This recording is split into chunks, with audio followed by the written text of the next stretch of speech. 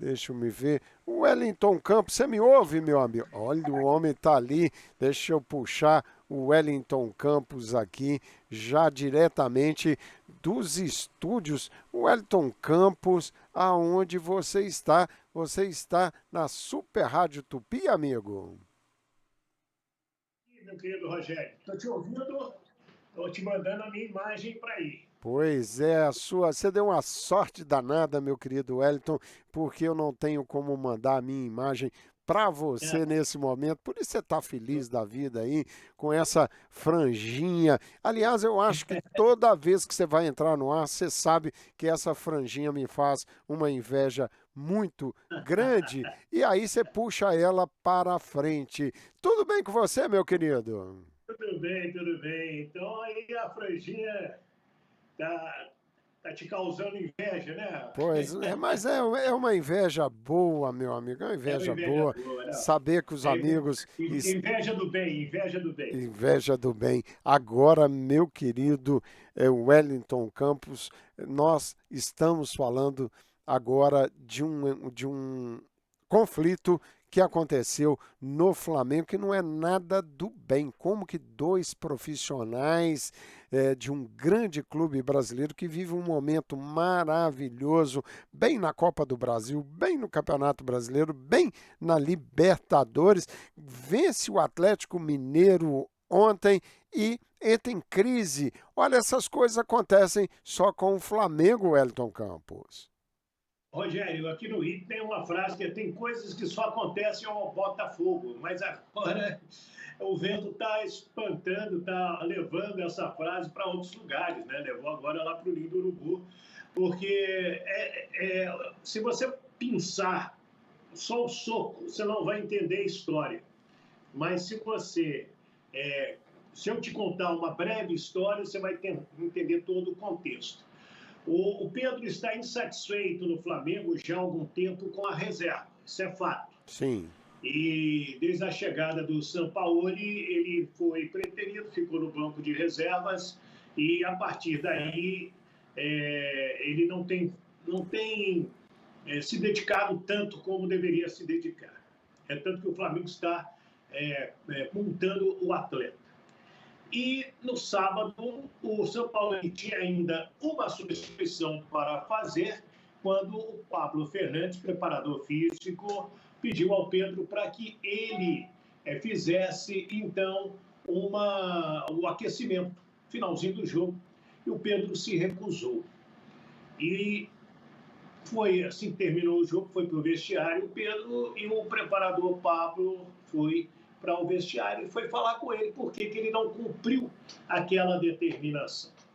E aí algumas frases foram ditas dos dois lados e culminou com o soco no rosto do Pedro, que por conta própria pediu para ir para a delegacia e fazer o exame de corpo de delito.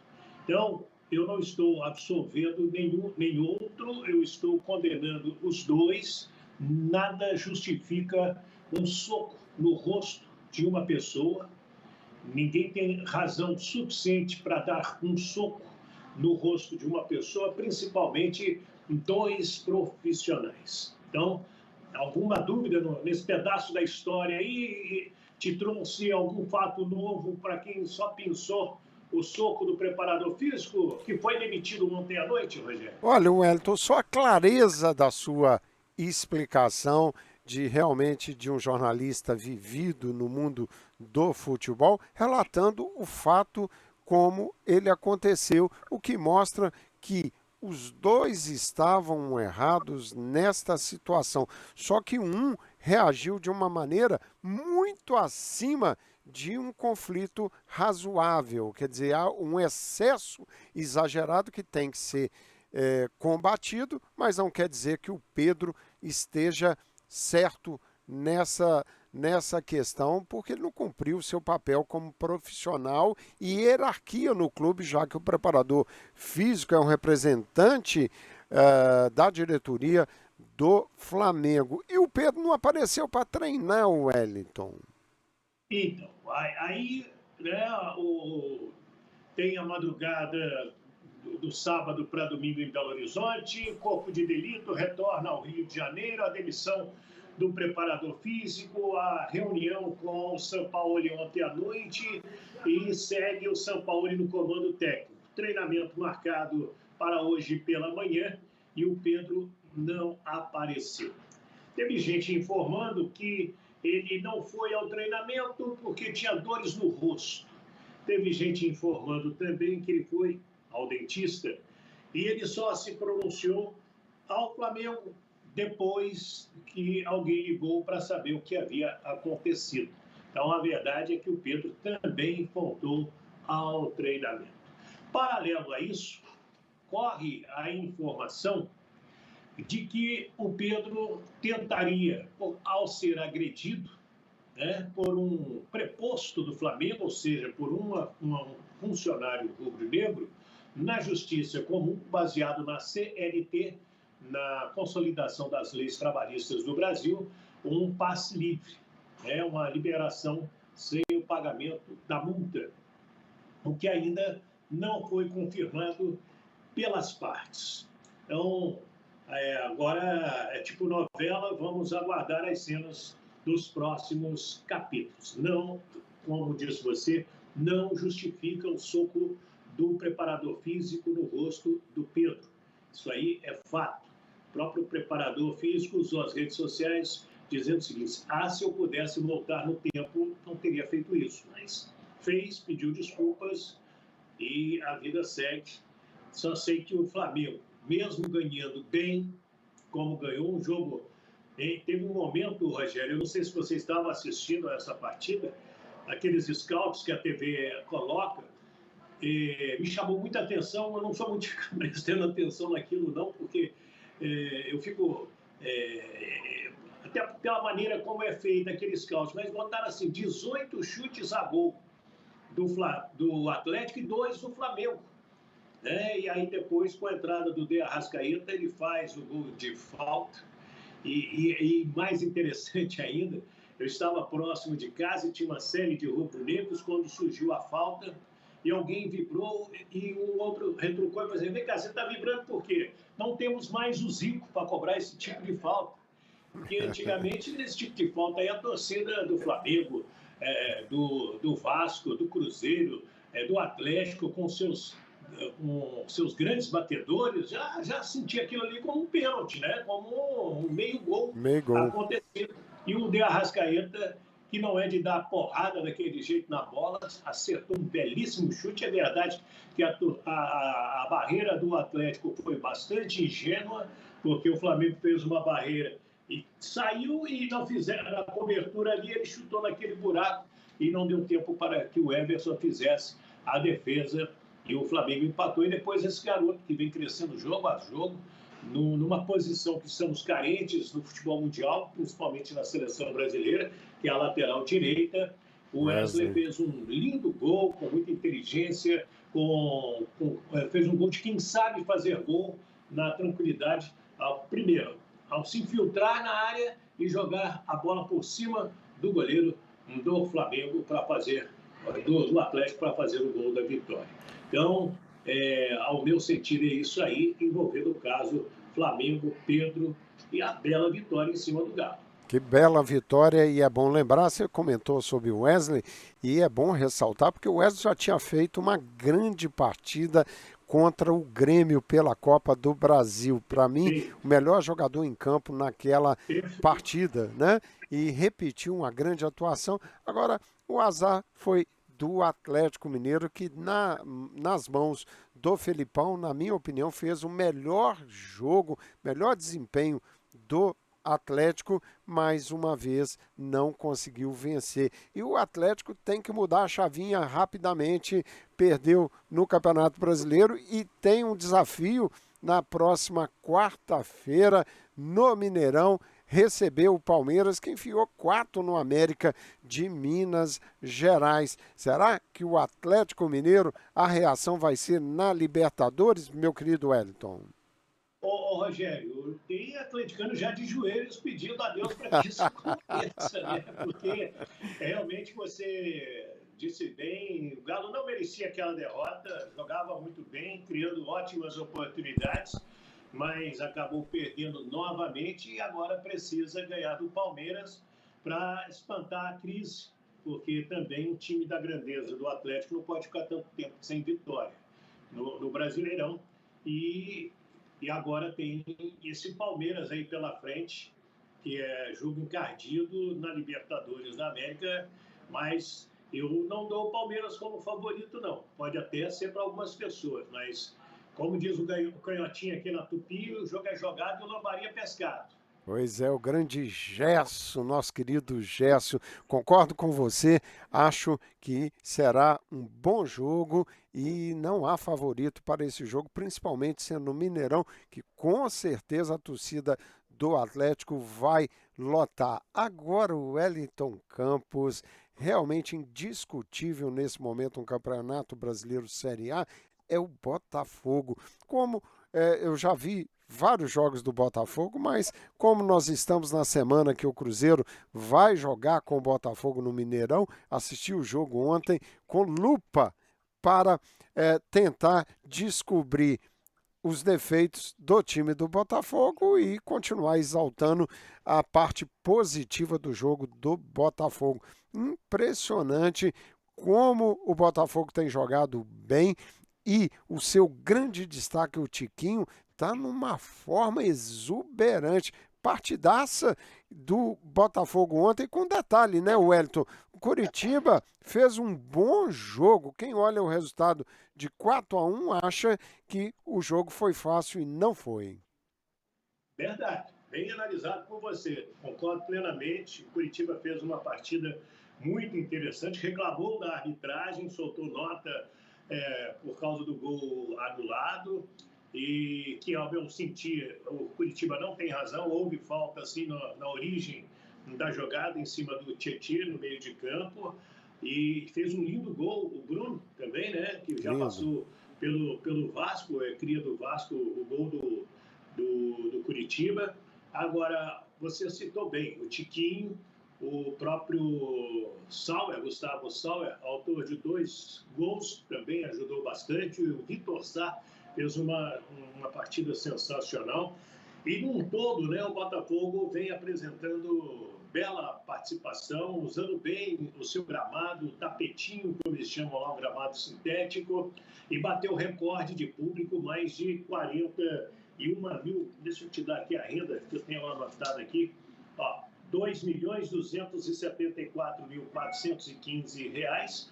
38.951 pagantes, 43.071 torcedores presentes. É o recorde de público do Botafogo no seu estádio na temporada. E, sem dúvida, o torcedor feliz da vida com as atuações, com a vitória e buscando aí um título que não vem desde 1995. Rogério. Pois é, o Wellington Campos, eu assisti os jogos do Botafogo anteriormente, era fácil de localizar no gramado, atrás do gol, estádio vazio, poucos jornalistas, mas o Wellington Campos, através da Super Rádio Tupi, estava lá. Agora, meu amigo, tomei um susto quando vi o Engenhão lotado, atrás dos gols, jornalistas de tudo quanto é jeito, nem essa franjinha sua eu consegui identificar no jogo de ontem. Esse é o programa... Mas eu não estava nesse jogo, não, Rogério. Rádio, eu fui apresentar o giro esportivo, saí da rádio, era depois da meia-noite. Então, poxa vida.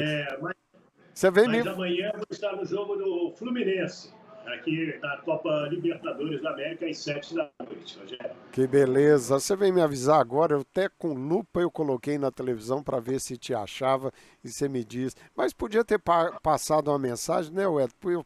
Você responde sempre... Eu tomarei esse cuidado agora. Não, mas eu que deveria ter comunicado com você. Esse é o jornalista Wellington Campos, sempre em nome da Vega Realty. Patrícia Vega, nossa querida Patrícia Vega, comandando essa grande empresa de venda de imóveis, essa imobiliária fantástica que fica na 91 Main Street, Suite 206, Marlboro. Telefone da Patrícia Vega, 774-249-2689. E você que está precisando de um técnico em informática, nós indicamos o grande Roberto Furtado, com uma formação, formado em informática, ele que cuida do Tudo Azul Móvel, cuida do nosso, a parte de informática que se relaciona ao Tudo Azul, programa Tudo Azul USA, e tem ajudado muitos empresários, pessoas físicas também, no que se refere à tecnologia. 774-615-5349. Wellington Campos, para fechar, Cruzeiro encheu os cruzeirenses de esperança no jogo contra o Atlético Paranaense. O Cruzeiro esteve muito bem no jogo e ver a estreia do Arthur Gomes, 2 gols, jogando bem, foi algo muito animador. E ver o Lucas Silva. Eu te pergunto, Wellington Campos, tem jogador que nasce para jogar em um time. Parece que o Lucas Silva realmente nasceu para jogar no Cruzeiro. Bela atuação do Cruzeiro, do Lucas Silva e do Arthur Gomes, né, Wellington? É verdade. O Arthur, com 2 gols na estreia, dá uma moral danada, né? E gols bonitos, inclusive. E o Lucas Silva, ele tem realmente a cara do Cruzeiro. Tentou lá no Real Madrid, não deu certo, tentou no Grêmio mais ou menos, mas quando entra no Cruzeiro, encaixa, né? Ganha uma força especial e aí é um jogador que ajuda demais. E o Cruzeiro precisava de um jogador da qualidade do Lucas Silva e que chegou e caiu como uma luva para a equipe celeste na partida contra a forte equipe do Atlético Paranaense. É um time muito bom do Atlético e o Pepa não quis lamentar o empate, gostou do ponto positivo trazido para casa. Mas o Cruzeiro, com um pouquinho mais de cuidado, poderia ter saído com a vitória lá de Curitiba. E agora à tarde, o zagueiro João Marcelo, de 23 anos, chegou a Belo Horizonte para realizar exames médicos e assinar contrato. O jogador chega por empréstimo do Futebol Clube do Porto até a metade do ano que vem. O Cruzeiro aproveitando aí essa janela de meio do ano, que fecha agora quarta-feira à meia-noite.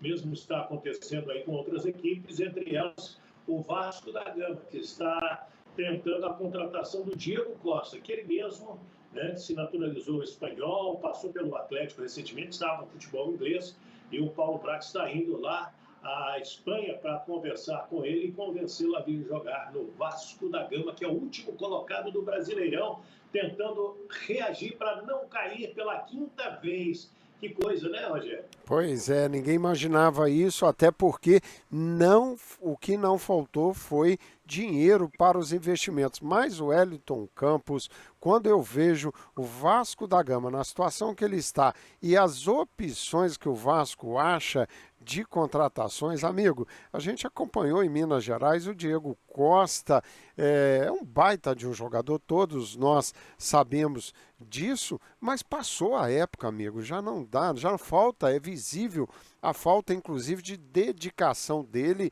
aos treinamentos, ao comportamento extracampo. Na minha opinião, será. Eu não vou dizer isso, porque senão eu vou já decretar que o Diego não vai fazer sucesso no Vasco, mas eu acho que não é o caminho. Esse tipo de contratação engana num primeiro momento, traz um auê, mas no campo ele não tem mostrado futebol para merecer essa contratação, na minha opinião, Wellington. Muita gente pensa igual a você, Rogério. Muita gente pensa igual a você. Trazer o Diego Costa, falar até em salário de 1,5 milhão, seria o maior salário da história do Vasco da Gama. Agora, tem gente que, e aí eu vou concordar, que o Vasco precisa de jogadores que possam ajudar ali no meio campo, de criatividade. Trouxe agora esse Sebastião Ferreira, que tem 26 anos, jogador de área, mas vamos ver. O Vasco sabe que tem que se mexer, senão vai cair de novo. É isso aí. Wellington Campos, obrigado pela sua brilhante participação, como sempre. A gente volta amanhã. Um abraço, meu amigo. Estava com saudade de você, dos nossos inscritos também. Um beijo carinhoso para a Neuzinha, deu tudo certo, viu, Rogerinho? Tá bom, um abraço, Elton, obrigado. É o programa Tudo Azul USA que vai chegando ao seu final. É sempre bom ter o Wellington Campos por aqui. Gente, o programa volta amanhã às 3 horas da tarde. Espero que vocês tenham gostado dessa mistura do programa Tudo Azul USA com o Wellington Campos. Espero que vocês tenham gostado da participação do nosso querido Wellington Campos. Obrigado, meus amigos. A gente volta amanhã. Você ouviu o programa Tudo Azul, com a apresentação de Rogério Maria Braga.